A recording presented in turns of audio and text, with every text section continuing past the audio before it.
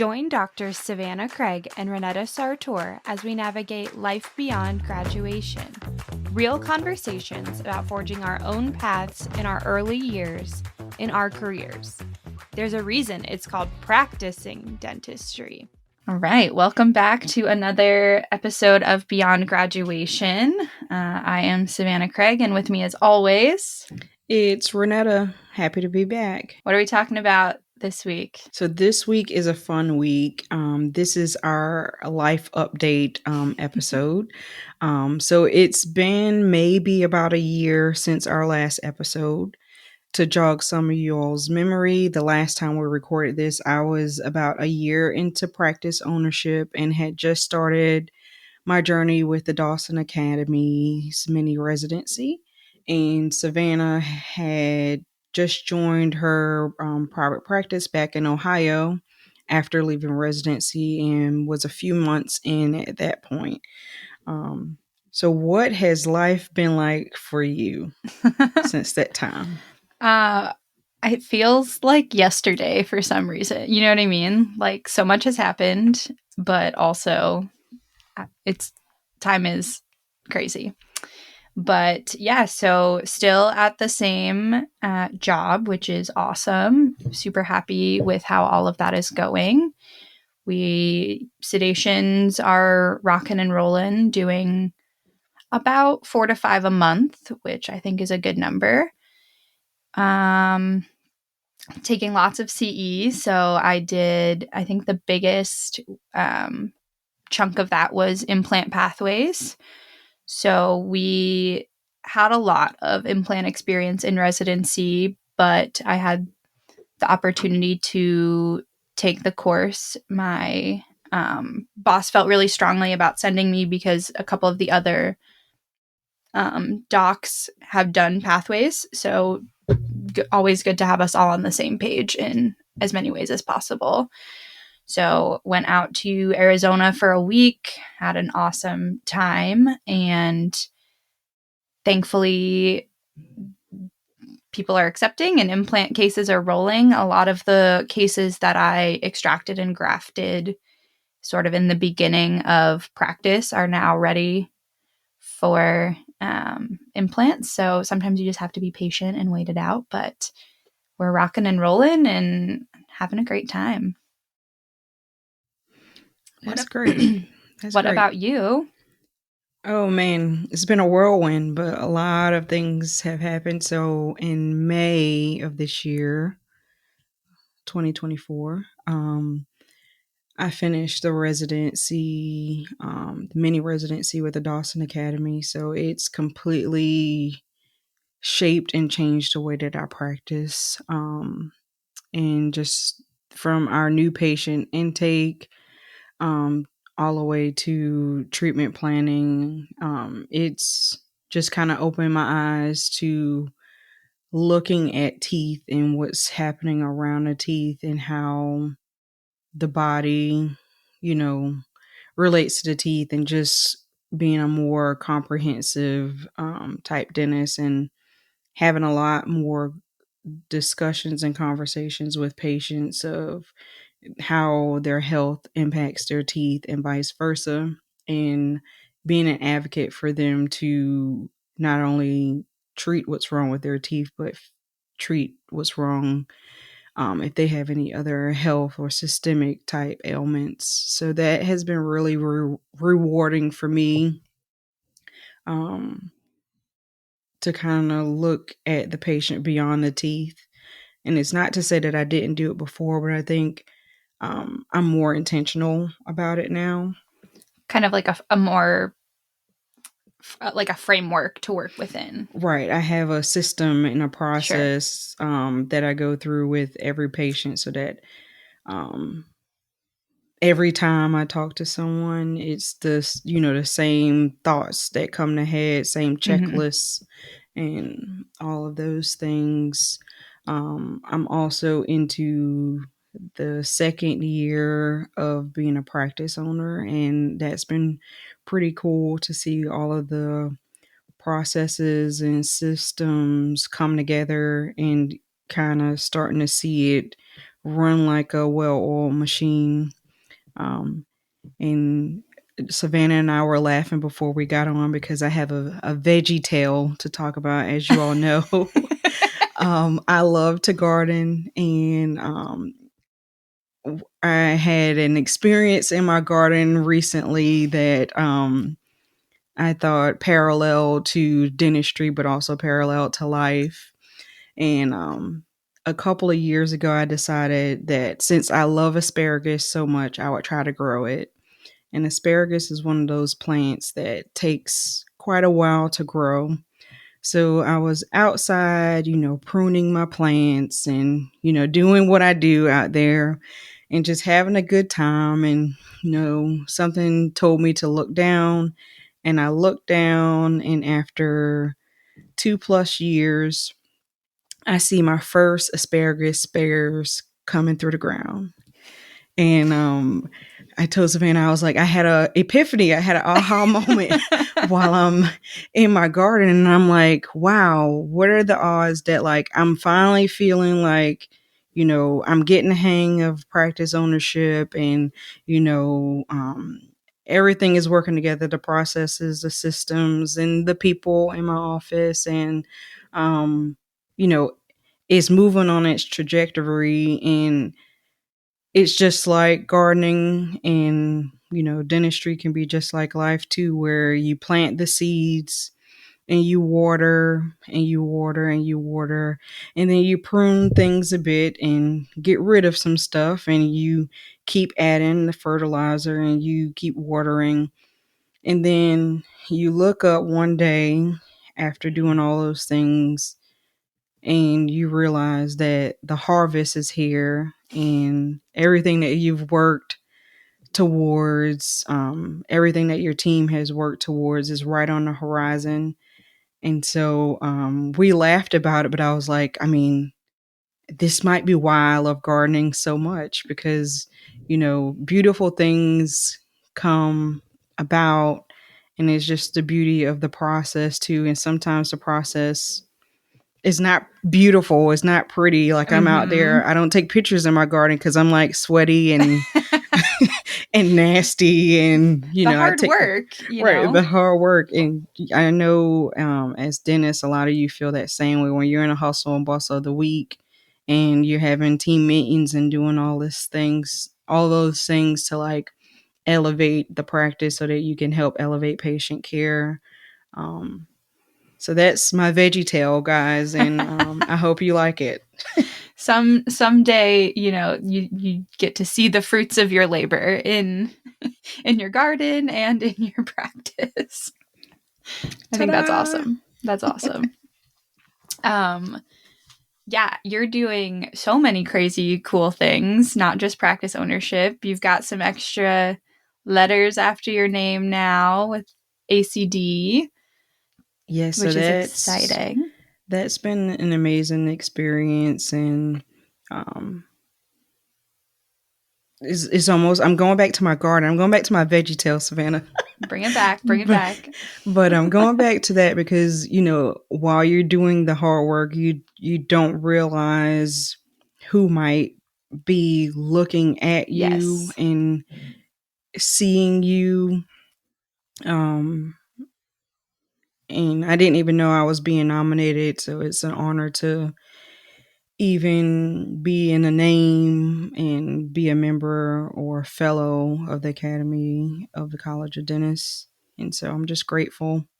Yeah, it's I think it's so special how it happened, because I mean, obviously I'm a big fan of yours and I consider you a friend and a mentor. So, but you're so humble about all of the awesome things you're doing. So I think it's cool to get recognition when you least expect it. Cause I think there's a lot of, with social media and things like that, all of us are trying to get validation, myself included. So it's cool when you're just nose to the ground doing your work and people recognize how awesome you're doing. So you deserve it. Totally.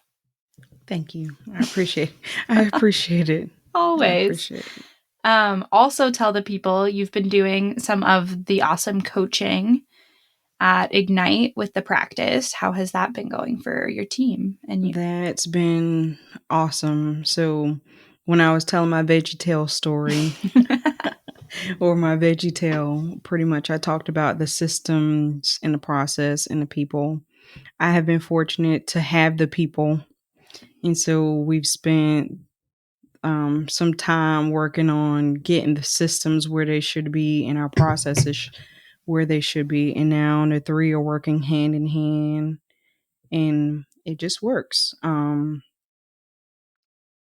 But I think what's been most important is like how we said sometimes when people are on the outside looking in, they can see things that you can't when you're in it.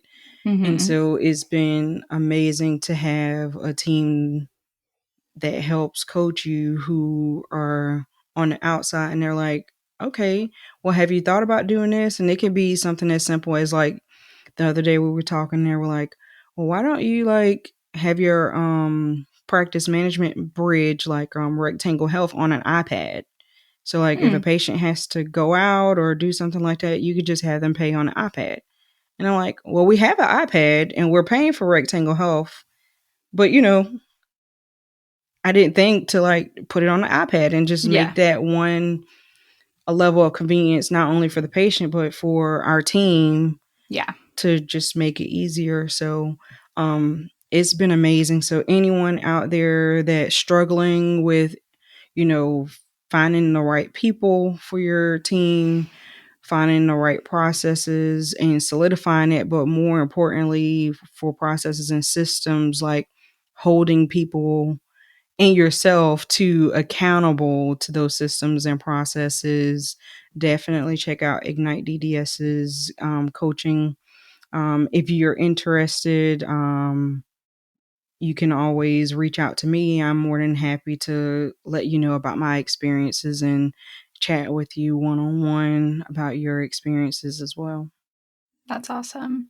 Yeah, I think that's one of the coolest parts of now coming up on a year of practice for me is some things are just flowing now. There's not as much like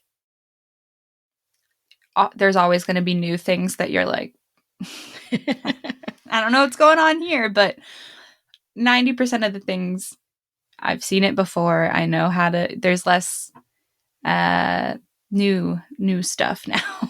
So, Yeah, and the team is used to me and things are flowing a little bit better, which is really nice.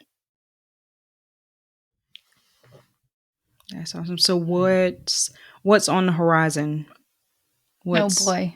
what's new? What are you into right now that when we come back a year from now we'll reflect on? Yeah. There are some opportunities with partnership or those sorts of next steps of growth in the practice. So we'll see how that all shakes out. Feeling very like, so I don't know, adulting is a construct. I want, we've talked about this. So I feel like you feel that way of maybe with the practice and those sorts of things of, am I really in charge? Can I make this decision? How do I know what's the right time or step or all of those things? And it's awesome to have really cool opportunities in front of you and be able to say yes to things. But I think it's always a level of scary of, I don't know. I never honestly thought about life after residency. That was my trajectory. High school, college, dental school, residency, be a dentist, but who knows?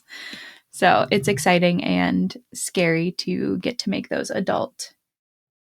nothing is forever, but it could be forever decisions. But as far as other things, hoping to do some endo CE, some Botox CE in Cool. 2025 and get some new and exciting things under my belt. So those are the goals because I absolutely despise root canals. And That's always, you and I always laugh about that, but still trying to figure out if I hate them because I hate them or I hate them because I'm not as confident in them. So I'm Mm-hmm. trying to push myself to do more endo and take some courses related to that. I think a big goal, I would like to get my fellowship in the Academy of General Dentistry. So working on getting more CE hours, and I need to just buckle down and take the exam. So a piece of advice I had from dentists that had done it before me was the closer you are to being out of school or out of residency, that's when to take it, because you can take the tests whenever Yeah, and then just get the hours later. And I know. yeah, luckily, when I was studying for mine, it was like when the world was kind of shut down, so I had nothing better to do. But Congrats. right, but study. But you'll do it. You'll I do it. know. And a lot of it, when you start reading and studying, it'll come right back to you. So Yeah, I just need to do it. So this is my accountability. Everybody check in with me, make sure I'm actually signed up for an exam and I start studying. What about you? Are there still big goals? I feel like you have checked some really huge things off of the to-do list. So are there still big goals on the horizon, or I don't know, when do we start just coasting and living I think I seeing the would, fruits of the enjoying the harvest? yeah, I think I'm probably not going to coast for a very long time. Shocker. Yeah, I think it'll maybe be in retirement, or when I retire from life and I'm dead. Who Retire knows? from life. But I just feel like my to-do list or my checklist will continue to be a ever flowing thing. But maybe the list will change in terms of nature Sure. of the items on the list. So Sure. um at the top of the list right now is to grow the practice and continue to provide um the continuing education and coaching that my team and I need to have everything we need to excel. Yep. That's the biggest thing. When I purchased the office, the previous dentist didn't do any implants or any of that stuff. So I finally have equipment and implants to start placing. So I'm excited to get back into it. Heck yeah. Um, That's really where cool to, you have those skills and you did a lot of it and then you took a little time off. So I think that's something really cool about dentistry, is that you can get back into it. And so I'm excited for that journey for you. yeah, so we'll be talking. We'll be Yes. talking more about it. Yeah, it's exciting, but it's also it's nerves, because you're like, okay, I know it'll be like riding a bike again once I start, Yeah. but it's just like I haven't done it in like 2 years, so Yeah. like I want to make sure that my skills are up to par. Um, and I think more so just growing the comprehensive dentistry type stuff. I know that this upcoming year I'll be learning a lot more about sleep. Not to say that I'm gonna actually start doing sleep appliances and everything, Mm-hmm. but I'm planning to learn as much about it as possible, because we're supposed to be screening. And I will say I'm screening a lot more, but I think it's a lot more for me to know, and the more that I know, the more that I can educate our patients and we can get them healthy. Yeah. So those are probably my top three. Well, yeah, top three things. And then the fourth thing would probably just be on a personal level, just make more time for myself. And as we all know, I struggle with actually planning for my time off. But I'm trying to be better, and I already have like the time that's already off planned. So with my time off, I want to try to just have time off and reset. That's awesome. I feel like I'm doing the opposite and taking a page out of your book of taking time off to do nothing because I'm always like, all right, we've got 2 days. Let's go to 7,000 places. And Adam is like, do we ever rest? I'm like, no, it's fine.